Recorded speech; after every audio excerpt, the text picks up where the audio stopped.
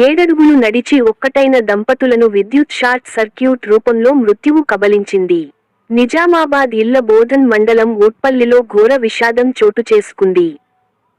ఇంటి ముందు బట్టలు ఆరబెట్టే ఇనుప వైర్కు కరెంట్ సరఫరా కావడంతో రత్నవత్ 34 ఏళ్ల సంజీవ్, 32 ఏళ్ల రత్నవత్ జ్యోతి దంపతులు విద్యుత్ షాక్కు గురై అక్కడికక్కడే మృతి చెందారు. ప్రత్యక్ష సాక్షులు తెలిపిన పూర్తి వివరాలు ఈ విధంగా ఉన్నాయి. రత్నావత్ సంజీవ్కు 2 భార్యలు, 4 సంతానం.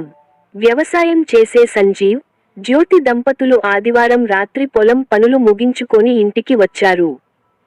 వ్యవసాయ పనుల కారణంగా తడిసిన బట్టలు జ్యోతి ఇనుపు వైర్ పై ఆరబెట్టేందుకు యత్నించగా విద్యుత్ షాక్కు గురైంది. ఆమెను కాపాడేందుకు వెళ్లిన సంజీవ్ కూడా కరెంట్ షాక్కు గురయ్యాడు. అక్కడికి వచ్చిన సంజీవ్ చిన్న భార్య వారిద్దరిని కాపాడేందుకు కర్రతో ప్రయత్నించగా ఆమె కూడా గాయపడింది. సంజీవ్, జ్యోతి దంపతులకు 3 కూతుళ్లు కాగా వారిద్దరు మృతి చెందడంతో గ్రామంలో విషాదఛాయలు అలుముకున్నాయి.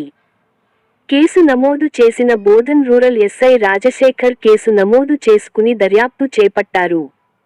మృతదేహాలను పోస్టుమార్టం నిమిత్తం బోధన్ ఏరియా ఆస్పత్రికి తరలించారు.